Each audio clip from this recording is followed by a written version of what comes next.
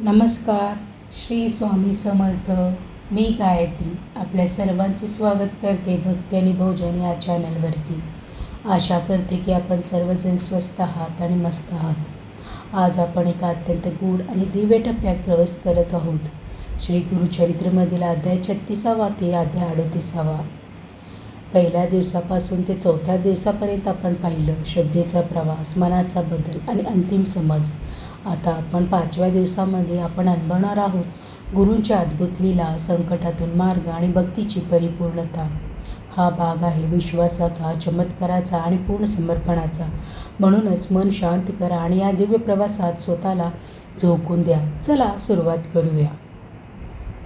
गुरुदत्तांच्या चरणी कोटी कोटी सादर प्रणाम. दिगंबरा दिगंबरा श्रीपाद वल्लभ दिगंबरा. आज आपण एक अत्यंत अद्भुत आणि गूढ अध्याय अनुभवणार आहोत. श्री गुरुचरित्रमधील अध्याय 36. हा अध्याय आहे गुरूंच्या लीलांचा. आणि लक्षात ठेवा, लीला समजून घेण्यासाठी नाही तर ती अनुभवण्यासाठी असते. भक्तांच्या आयुष्यात अचानक काही गोष्टी घडायला लागतात. अशक्य वाटणाऱ्या गोष्टीही घडतात. अनपेक्षित बदल होतात आणि परिस्थिती स्वतःहून सुधारते. भक्ताला आश्चर्य वाटतं, हे कसं शक्य आहे? पण हळूहळू त्याला समजतं, ही तर लीला आहे गुरूच्या कृपेची. गुरूंच्या लीलांना तर्क लावता येत नाही, कारण त्या आपल्या समजण्याच्या पलीकडच्या असतात. कधीकधी आपण विचार करतो, हे का घडलं? पण उत्तर मिळत नाही, कारण ही दिव्य योजना असते. आपण प्रत्येक गोष्ट कंट्रोल करायचा प्रयत्न करतो, पण गुरु आपल्याला शिकवतात, सोडून द्या, स्वीकार करा. भक्त हळूहळू शिकतो. सगळं समजून घ्यायचं नसतं. काही गोष्टी फक्त विश्वासानं स्वीकारायच्या असतात. आपल्या आयुष्यातही अशा लीलांचा अनुभव येतो. योग्य वेळी मदत मिळते, अडचण अचानक सुटते आणि योग्य निर्णय सुचतो.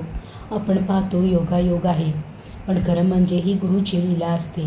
भगवान दत्तात्रेय आपल्या आयुष्यात काम करत असतात. जीवनात सगळं स्पष्ट नसतं, पण मार्ग नेहमी असतो. जर आपण विश्वास ठेवला तर गुरु आपल्याला योग्य ठिकाणी पोहोचवतात. भक्ताला आता कळतं, माझं काम फक्त विश्वास ठेवणं आहे, बाकी सगळं गुरु सांभाळतात. आपण स्वतःला विचारलं पाहिजे, आपण सगळं कंट्रोल करण्याचा प्रयत्न करतो का, की आपण फक्त विश्वास ठेवतो? कारण जिथे विश्वास असतो तिथे चमत्कार घडतात. गुरूंची लीला समजून घ्यायची नसते, ती अनुभवायची असते. सोडून द्या आणि विश्वास ठेवा. जे घडतं ते तुमच्यासाठी योग्य असतं. आज आपण अनुभवला गुरूंची दिव्य लीला. हा अध्याय आपल्याला शिकवतो, सगळं समजून घेण्याचा प्रयत्न करू नका, विश्वास ठेवा आणि स्वीकार करा. आता आपण अध्याय 37कडे वळूयात.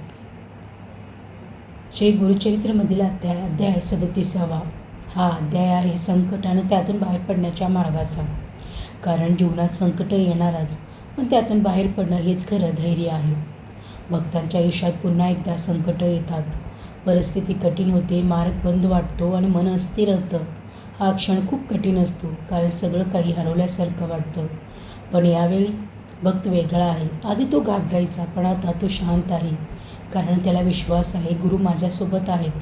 जेव्हा काहीच दिसत नाही तेव्हा विश्वासाचा मार्ग दाखवतो.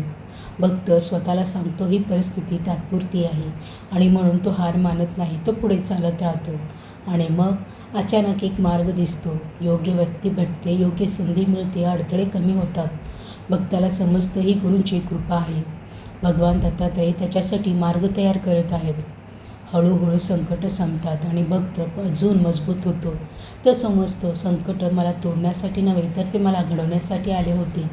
आपणही विचार केला पाहिजे, आपल्या आयुष्यातील संकट आपल्याला थांबवत आहेत की तयार करत आहेत? जर उत्तर स्पष्ट आहे, ते आपल्याला मजबूत करत आहेत. संकट कायमचं नसतात, विश्वास कायमचा असतो. जिथे मार्ग दिसत नाही तिथे गुरु मार्ग बनवतात. जो हार मानत नाही तो जिंकतो. आज आपण या अध्यायात पाहिलं संकटातून मार्ग. हा अध्याय आपल्याला शिकवतो, घाबरू नका, विश्वास ठेवा आणि पुढे चालत राहा. आता आपण अध्याय 38कडे वळूया. श्री गुरुचरित्रमधील अध्याय 38. हा अध्याय आहे भक्तीच्या अंतिम टप्प्याचा. इथे प्रवास संपत नाही, तो पूर्ण होतो. आता भक्त पूर्णपणे बदललेला आहे. जिथे आधी भीती होती, अहंकार होते, शंका होती, तेथे आता शांती आहे, विश्वास आहे आणि प्रेम आहे. हा बदल गुरूंच्या कृपेने झाला. आता भक्त काहीही मागत नाही, ना संपत्ती, ना यश, ना सुख. तो फक्त भक्ती करतो, निस्वार्थ, निर्मळ, पूर्ण समर्पणाने. हीच आहे भक्तीची परिपूर्ण अवस्था. आता तो सगळं सोडून देतो. अपेक्षा, नियंत्रण आणि स्वतःचा अहंकार. तो म्हणतो सगळं तुमचं आहे, मी फक्त एक माध्यम आहे. हीच आहे खऱ्या समर्पणाची भावना. आता भक्त आणि गुरु वेगळे राहत नाहीत. भक्ताला जाणवतं मी आणि गुरु एकच आहोत. ही अवस्था शब्दांच्या पलीकडची आहे. येथे भगवान दत्तात्रेय स्वतः प्रकट होतात. आता त्यांच्या आयुष्यात पूर्ण शांतता आहे. ना भीती, ना चिंता, ना अस्थिरता. फक्त शांती आणि आनंद आहे. आणि हीच आहे भक्तीची अंतिम फलश्रुती. आता तुम्हाला एक प्रश्न, तुम्ही भक्ती करता का? काही मिळवण्यासाठी की स्वतःला हरवण्यासाठी? कारण भक्ती स्वतःला विसरणं आहे. भक्ती म्हणजे मागणं नाही. भक्ती म्हणजे समर्पण. जिथे मी संपतो तिथे गुरु सुरू होतो. अंतिम सत्य हेच आहे. प्रेम, श्रद्धा आणि समर्पण म्हणजेच पूर्णता. आज आपण या अध्यायात अनुभवली भक्तीची परिपूर्णता. हा फक्त अध्याय नाही, हा जीवनाचा अंतिम संदेश आहे. आज आपण अनुभवला गुरूंच्या लीलांचा चमत्कार, संकटातून मार्ग आणि भक्तीची परिपूर्णता. 5वा दिवस आपल्याला शिकवतो सगळं कंट्रोल करायचं नसतं, विश्वास ठेवायचा असतो आणि समर्पण करायचं असतं. कारण जिथे श्रद्धा असते तिथे गुरु स्वतः मार्ग दाखवतात. भगवान दत्तात्रेय यांची कृपा तुमच्यावर सदैव राहो. जर हा प्रवास तुमच्या मनाला स्पर्श करून गेला असेल तर लाईक करा, शेअर करा, कमेंट करा आणि भक्ती आणि भोजन या चॅनलला सबस्क्राईब करायला विसरू नका. जर माहिती देताना माहिती काही चुकीची गेली असल्यास मी तुम्हा सर्वांची माफी मागते. मी गायत्री आपल्या सर्वांचा निरोप घेते. पुन्हा भेटूयात नवीन भक्तिमय प्रवासात, नवीन भक्ती कथेसह. तोपर्यंत नमस्कार. श्री स्वामी समर्थ.